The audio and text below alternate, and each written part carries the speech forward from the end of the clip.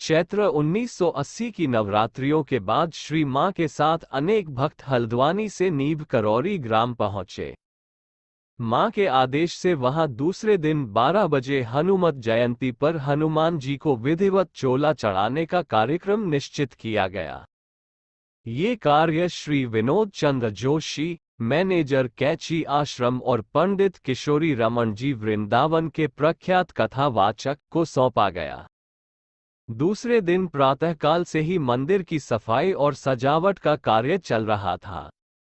पंडित जी 12 बजे के कुछ ही समय पूर्व मंदिर में पधारे। आप कार्यकर्ताओं को ये बताना भूल गए थे कि पूजा के लिए आपको किन किन वस्तुओं की आवश्यकता होगी, इस कारण वहां सभी आवश्यक सामग्रियों का अभाव था।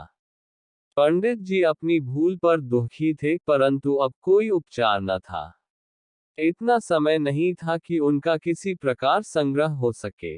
उस गांव की दुकानों में वे उपलब्ध नहीं थी और बाहर आदमी भेजकर उनका मंगवाना संभव नहीं था। अतः सामग्री के अभाव में आपने मंत्रोच्चार द्वारा मानसिक पूजा कराने का विचार किया। विनोद जी ने हनुमान जी के सम्मुख पूजा हेतु आसन ग्रहण किया और मंदिर के द्वार के बाहर बैठकर पंडित जी पूजा आरंभ करने जा रहे थे।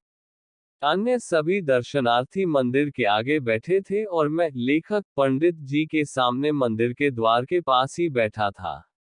इतने में एक भारी शरीर और गंभीर स्वभाव की ग्रामीण बुढ़िया एक गठरी साथ में लिए सब दर्शनार्थियों के मध्य से होकर आगे चली आई और मेरे और पंडित जी के बीच में बैठ गई। वो बिना किसी से कुछ बोले अपनी गठरी में से एक एक कर सभी पूजा की सामग्री, श्रीफल, रक्त वस्त्र, कलेवा, कच्चा दूध आदि निकालकर विनोद जी को देने लगी।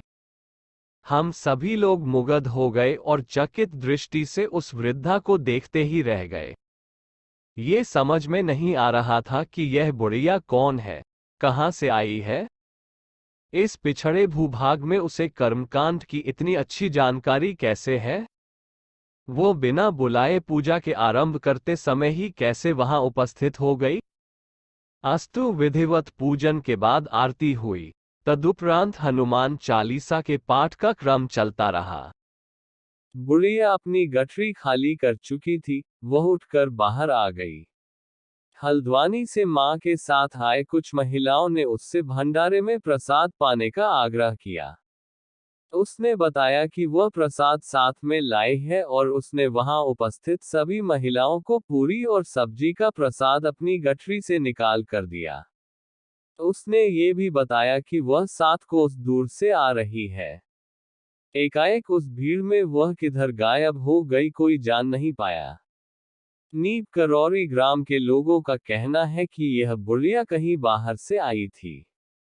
चारों ओर दूर दूर के गांवों में भी वह कभी नहीं देखी गई।